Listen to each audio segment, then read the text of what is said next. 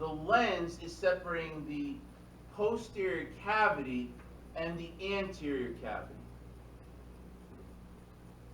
The iris is in the anterior cavity and is separating the posterior chamber and the anterior chamber. If I was coming up and coining these terms, I would be calling this something totally different.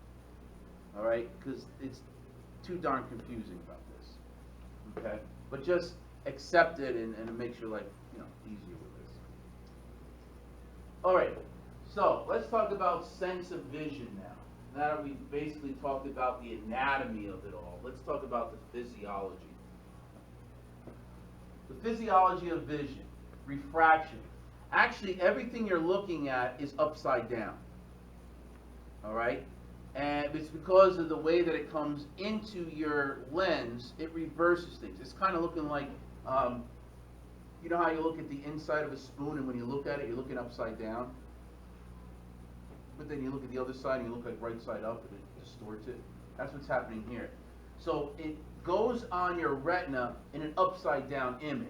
When it gets to the occipital lobe of the brain to interpret what you're seeing, that's where it actually goes back, it puts it back to where it's supposed to be.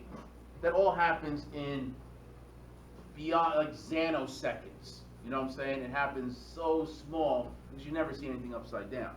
Okay? Accommodation is the ability to make that lens thicker or thinner to help you focus on something that's very near to you or something that's very distant to you. All right? And the ciliary bodies is connected to that and is going to play in a very active role in making that thinner and thicker, the lens. Okay? So you look at something here, goes through the lens, and the image that goes on your retina upside down. Okay? This is where, and this is going to be exaggerated, but here's where the lens is very thickened and it's a round lens. All right? So this allows to see things that are close up. It kind of bulges out into a ball. But if you want to see things that are far, now watch the way the lens looks. See? Now it's stretched. It doesn't do that much of a difference. They've only done this for the illustration so you can see the difference. All right? But it becomes very thin over here, and now you can see things that are distant. All right? Sometimes you see people trying to change the lens. If, let's say, their eyes are going, they start squinting. And that kind of creates the, try to pushes. I don't know if it actually does anything, but it pushes the lens to become thicker or thinner, and that's what they're trying to do. Okay? So you can see the way the lens thicker and thinner. All right? Again, this is exaggerated for illustration purposes. Okay? All right. Pathway to the optic nerve. I'm going to put it here in words, and then I got a picture, and then I got a little video. Okay? Light hits the retina, right to the retina. Cone and rod receptors are stimulated. Then we have a new one here, bipolar neurons, right? We talked about those. Bipolar is that we have the cell body over here, and there we have the dendrite here and the axon over here, right? Bipolar. They're going to receive the impulses, and they're going to synapse with ganglion. All right. So many impulses will converge to ganglion, and the ganglion will then go to the optic nerve. Let me just show you what's going on. This is your retina. This whole area is your retina, but we're dividing it so you can see what's going on here. Okay. That's the optic nerve. All right, this is where your blind spot is. You're all oriented where I'm drawing it. The light comes in. This is kind of a weird thing. As the light comes in, it goes all through here. It has nothing to do with these parts here at this point. It goes all the way here to the back portion. Here's the cones and rods. The receptor part is at the tips of these. So it has to the light has to pass through all of this And now the tips over here are going to accept that image. Then these cones and rods will go to the bipolar neurons over here. Okay? These bipolar neurons are then going to synapse with a few of the ganglion neurons. The ganglion neurons then all lead to the optic nerves back here, or the optic nerve. So it kind of goes here, and then it kind of ricochets and hits boom, boom, boom, boom, boom, boom, boom, until it goes to the optic nerve. Okay? Does that make sense? Okay? All right, so the vision of pathway, you have the two optic nerves crossing over at the optic chiasm. We'll talk about that. I got to draw a picture up there. They become the optic tracts, goes to through the thalamus. Like I said, the thalamus is where Grand Central Station is in New York City. Everything goes through there. And then eventually goes to the occipital lobe of the brain, where it's going to interpret what the heck you just saw. That's going to also be where the image, like I said, reverts back to the proper positioning. Okay? Okay, so let me show you the video. The special sense of vision involves structures of the eye, the optic nerve, and portions of the brain. As light enters the eye, it passes through the cornea. The cornea is a transparent connective tissue that covers the anterior 1/6 of the eye, like a contact lens. Its convex shape refracts the light through the pupil, an opening in the colored portion of the eye. Light next passes through the biconvex lens that focuses the light onto the retina. The retina lines the interior surface of the eye. It has two parts, the retinal pigment epithelium and the neural retina. The darkly pigmented retinal epithelium is adherent to the neural retina and prevents light scatter within the eye. The neural retina has multiple cell types that are arranged in 3 cell layers. The outer layer contains rod and cone photoreceptor cells that respond directly to light. In general, cones are used for high spatial resolution and color vision. In contrast, rods are used in poor lighting conditions and have low spatial resolution. The mechanism used by photoreceptors to transduce signals is different from receptors and neurons elsewhere in the body. In the dark, photoreceptors are active and, as a result, they release neurotransmitter to bipolar cells in the inner nuclear layer. This inhibits bipolar cells in the inner nuclear layer, keeping them turned off. When light strikes the photoreceptor outer segments, the release of neurotransmitter ceases, and some bipolar cells are excited or turned on. The bipolar cells and other cells of the inner nuclear layer further process the signal and then transmit it to the ganglionic layer. Retinal ganglion cells in the ganglionic layer are the only retinal cells to generate action potentials.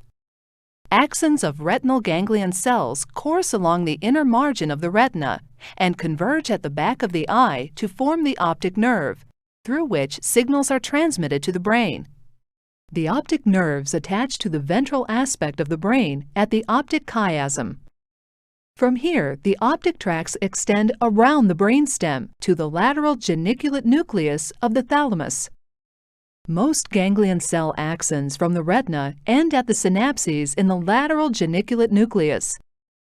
Visual information leaves this area of the thalamus in the optic radiations. Axons in these radiations end in the primary visual cortex of the cerebral occipital lobe. Here, visual information is perceived as an image. Now let's talk about the optic chiasm. I've been talking about this before. We dealt with cranial nerves, how it crosses over, where the optic nerves cross over, and that point there allows part of the nerves to go one way and part of the nerves go the other way. So we have part of one eye going from one side and part of the other eye goes in the other side. So let's show you what's going on. This is probably, I think, one of the toughest things to deal with, but I'm going to do my art therapy up here and I think it's going to make sense. Okay. So we have eyeball here and an eyeball over here. That's, I'm trying to draw the cornea up here so you can see what the front of the eye is. Okay? Then we're going to have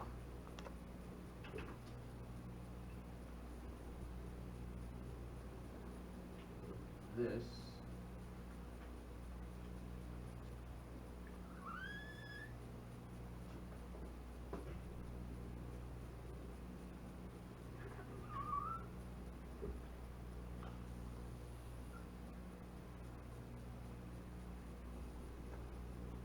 Okay, are you starting to see this?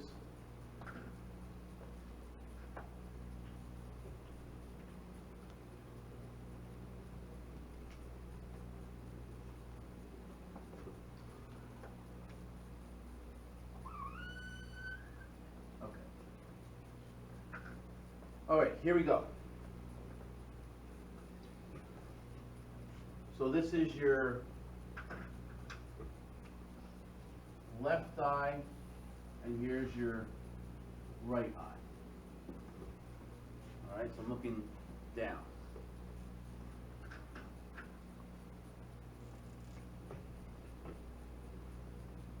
There's going to be this part of the eye, the retina.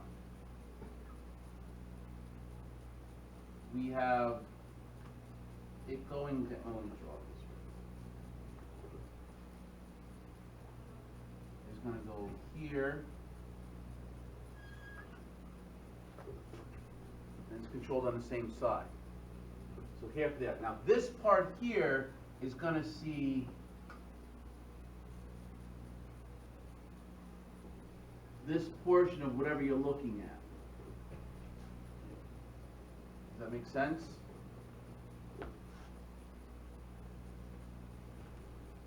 But we also have this portion of the eye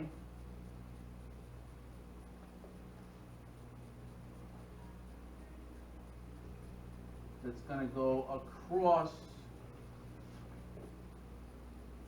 the other side. And this is going to see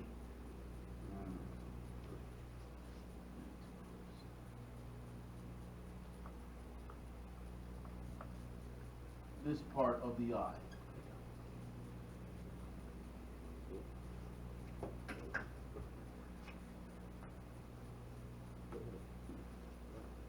Does that make sense?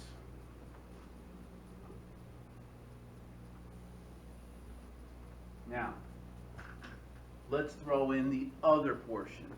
I'll do it in green. This part over here is going on this side of the eye, and that's going to see this part of the image.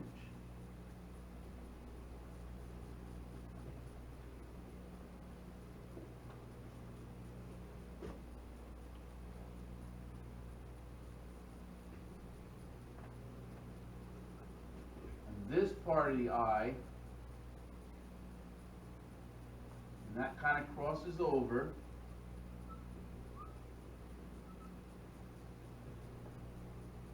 And this is going to see this part of the image of this eye.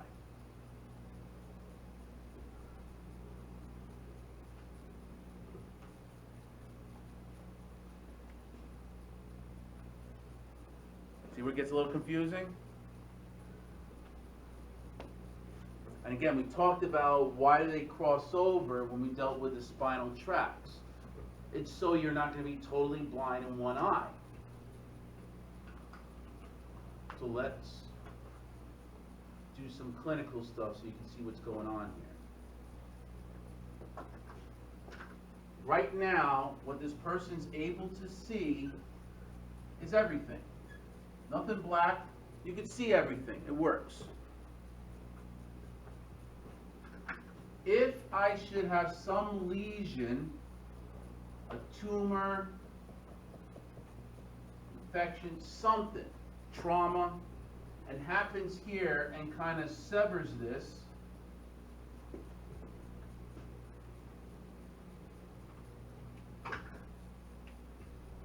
how will that person see? how should these two things show up as? You're blocking this and that portion. So what the person's going to see is that he will be totally blind in his left eye.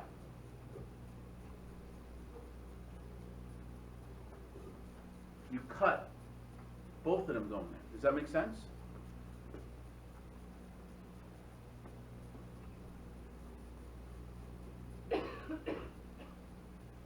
Okay?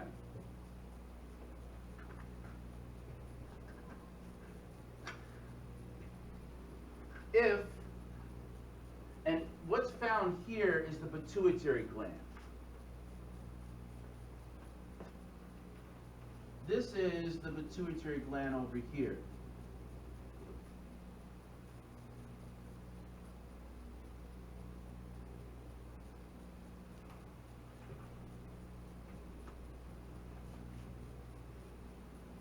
If this pituitary gland enlarges, it's going to affect only where it crosses over. The side ones are fine. They're all on the perimeter areas. They're not going to be affected. Where it crosses over, this enlarges and puts pressure over here. It's going to affect where they cross over. So if this area gets affected,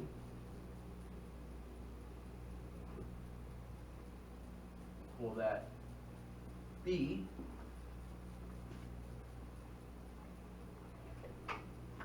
What is that person going to see?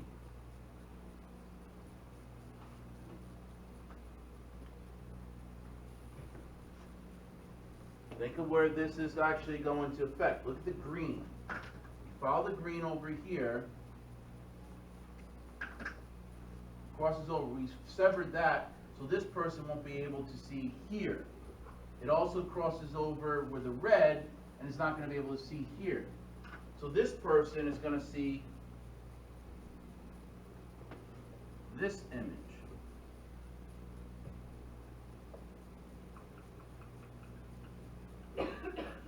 Tunnel vision. They're going to lose their peripheral view.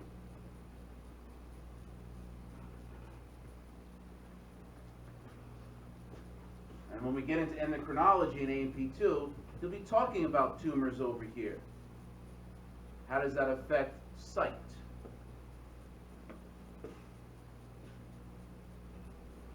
So far, so good? I got to do one more example with you. What if we sever this?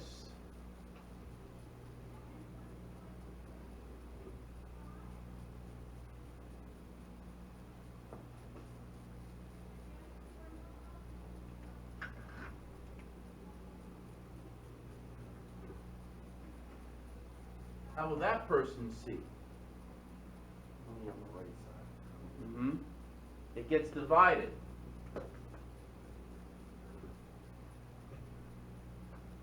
You're not going to see the red spots. So what he's going to see is this. The clear areas is what he sees. The dark areas is you can't see. Does that make sense about this? Because I know if you understand this, I know you understand the whole basic anatomy. You got it. That's the only way. All right? This allows us to see, where they cross over, allows us to see things in stereo. Those are called the visual pathways. Where they cross over. And you'll see the optic chiasm in the brains that we're going to dissect and things like that. So, I showed you the first three up here, but there's more issues that you can do if you really find this fun. I mean, some people like Sudoku. I'm not a big fan of that. I like to do this instead. All right? But as long as you understand like the three here, that's fine. But it could get further into detail. All right? Questions about that? That's the heaviest stuff, I think. Okay? All right. Let's go on to the next thing. Cranial nerves. again, the fun stuff. And this is why I'm putting, you know, Homer Simpson, which is about cranial nerves in the brain, and you're doing eyes and ears. They have to do with each other. Okay, you're studying for the cranial nerves. So a quick review of the cranial nerves, and then we'll be more concentrating on stuff that's dealing with the eye itself. All right, cranial nerves 1 through 12 all originate from the brain. All stay in the head and neck except for one. You learn about the vagus nerve that's going to go into the thoracic and abdominal cavities, and about 70-75% of parasympathetics of your entire body is running alongside the vagus nerve. These are your cranial nerves, right? We went through them all right? So let's go through them one more time. There's where they all are. And like I said, I like this picture a little bit better because it's kind of showing you which ones are motor, which ones are sensory, which ones are mixed. Okay? And this is where it's kind of giving a little description of, in a brief instance, what they're all doing.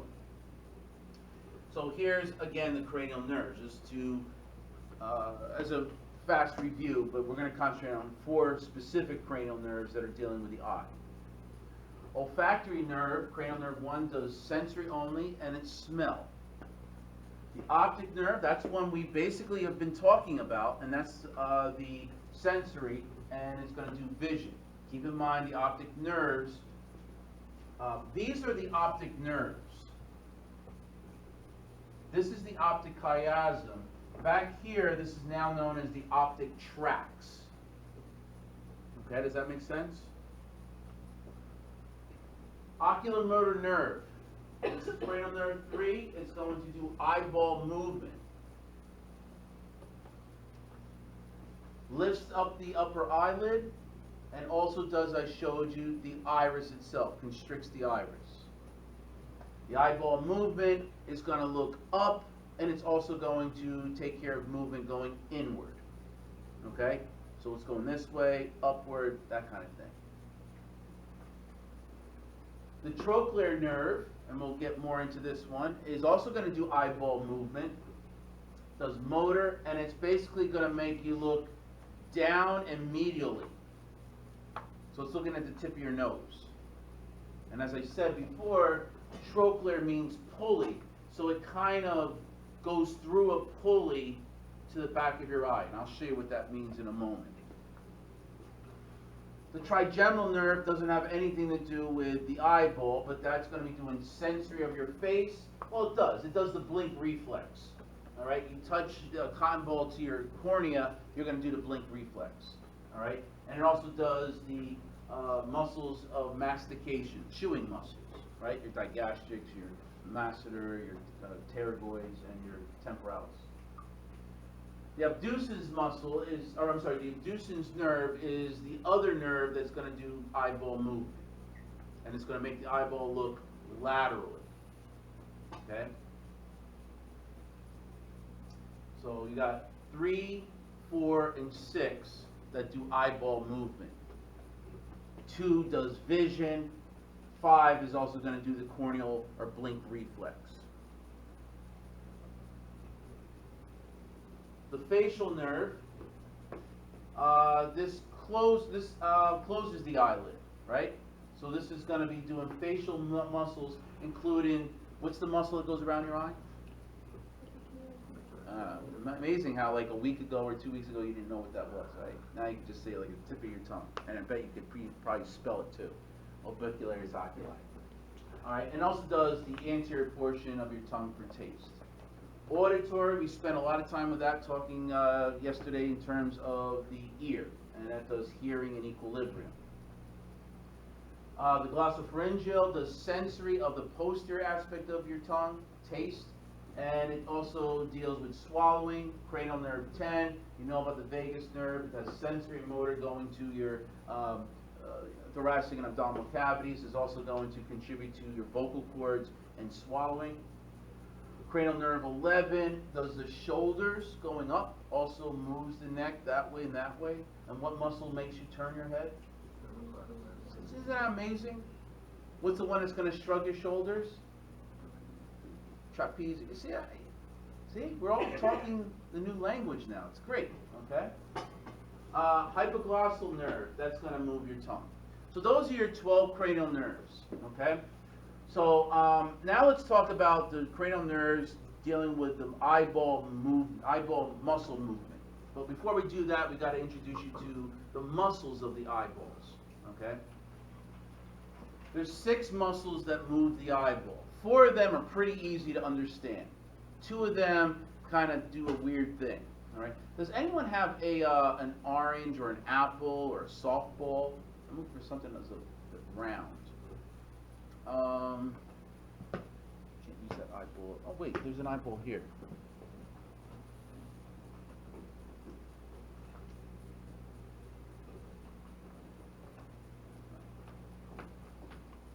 I'll try and show you this. Okay. So we have 4 muscles that are pretty easy to manage. We have the superior rectus, inferior rectus, lateral rectus, medial rectus. Pretty easy. When you look dead on the eyeball itself, and this is the right eye. Nasal areas here, temporal areas there. So this is your lateral rectus, and when it shortens, it's going to make the eyeball move laterally. Right? Here's the medial rectus. When this shortens, it's going to make the eyeball move medially. Superior rectus. When that shortens, it's going to make the eyeball look up. Inferior rectus, when it shortens, it makes the eyeball look down. All right? Pretty straightforward for those 4. However, the other 2 are going on angles.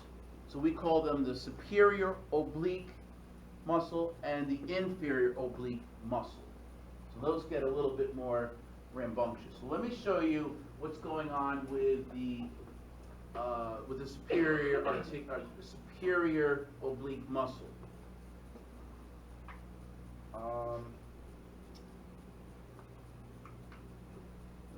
Okay, I'll use this. This is my left eyeball. Yes, I'm using the same. Okay, so this is the left eyeball. What happens here is this. No one has a softball? This thing is going to get in the way. That's why. All right. This is my left eyeball. The superior oblique muscle is coming back from here, going through a pulley that's found over here. My left eyeball, it's over here. So it goes through the pulley, comes back down, and attaches to the back portion of the eye over here. All right, so it goes through a pulley to do that. Now, what's going to happen is this. When that contracts, because it's going to a pulley, it's going to make the eyeball, and you have to visualize this. If it's going to do that, it's going to make the eyeball go that direction. It's going to be pulling back here. As you can see, it's attached as over here. So this is the, I'm sorry, this was the right eye. Let me use this picture here. So here's where that pulley is. The pulley, we say in Latin, trochlear. Okay? Trochlear. So it goes here. Here's the muscle goes through this pulley, and then it gets attached back here. So now when this eyeball, when this muscle shortens, it's going to bring the eye that way. Does that make sense? Can you visualize that? All right? I'll show you how to look it up. This is my fist. It's attached here. It's going to make the eyeball go that way. So it's making the eyeball go towards your tip of your nose. It's going to look down that way. Does that make sense? Okay? The nerve that does that is the trochlear nerve because it's going through the trochlea. So that kind of makes sense over there. All right? And it's kind of similar. I don't want to show it, but it's kind of similar, but not a, it doesn't go through a pulley. But for the inferior oblique, it kind of does the same thing, but the way it's positioned, it's going to make the eyeball look up and I'll show you a picture of it. All right. This one I thought was pretty amazing. I took this picture from the internet, but we're taking the eyeball out. This is of the right eye, and we take the eyeball out, and now you can see where the muscles are. All right. Lateral rectus, medial rectus, superior rectus, inferior rectus, and here's that one that goes through the pulley. There's a superior oblique, and then the inferior oblique kind of gets wrapped around in a different way. All right? So that make you look what, down into the right? Down into laterally. Yeah, Yep, lateral. lateral, yep. Okay? So this is what it comes down to. Superior rectus, inferior rectus, medial rectus, lateral rectus, it makes the eyeball look that way. Okay? For the superior oblique, it's going to make the eyeball look inferiorly and medially, the tip of your nose. The way it is, I kind of told you about, but the inferior oblique makes it look medial, and look at the tip of your, the way it's positioned, it's going to make it look up in that direction up there. All right, like the tip of your forehead. Okay? These are the cranial nerves that move those areas. Cranial nerve 3 does most of them. Cranial nerve 4, the trochlear nerve, is going to move the superior oblique to make your nose, make it look like your eye. You look at the tip of your nose. The lateral rectus is controlled by cranial nerve 6. Okay, it makes the eyeball look laterally. The little mnemonic that's out there is something that kind of, if you like chemistry, if you know anything about sulfuric acid, it kind of looks like this. All right, but here I'll show you how to do it. This is LR6 SO4 but this is what it is. The lateral rectus is controlled by cranial nerve 6. Superior oblique is controlled by the trochlear nerve, cranial nerve 4. Everything else by cranial nerve 3. Okay? So look what's going to happen here. I think I did this before, but if I want to look to my left, cranial nerve 6 is going to kick on my left side, and it's going to make my lateral rectus make me look that way. But my cranial nerve 6 is not going to control my right eye to do that. Cranial nerve 3 is going to make it look medially, because that's connected to the medial rectus on this side. Does that make sense? All right? It's impossible to have your cranial nerve 6 do things at the same way. You can't make your eyeballs go out like that. We're not like chameleons can do that. Okay? Does that make sense how you're using this? I see everyone's moving their eyeballs and trying to do things. All right? And unfortunately, you're not going to be able to do that in the mirror. I guess you have to record yourself to see what's going on. Right? You can't see yourself making your eyeballs go in different ways. All right, so this is just showing you again which way the cranial nerves and what muscles are going in what direction. Okay? Questions on that? All right, when we get to that, you'll see. Now we have extraocular muscle disorders, palsies. If these cranial nerves are affected, you could actually see this. And remember how I said when you did the cranial nerve test, you just make this gigantic letter H in front of the person without moving their head and just asking them, just move your eyes and just follow my fingers. And you'll be able to see this in conjunction with each of the eyes, making sure they move in sync with each other. Nystagmus is involuntary rhythmic motions of the eyes. All right, multiple sclerosis can cause this. Meniere's disease can cause this. Okay. Strabismus is a deviation of one eyeball going one way when you're looking straight. This is the so-called crossed eye, so to say. Okay? So it's due to a weakened extraocular muscle. So here, the person's looking straight at you, but one eye is deviated inward. Okay? That's because which muscle is weak on the left side here?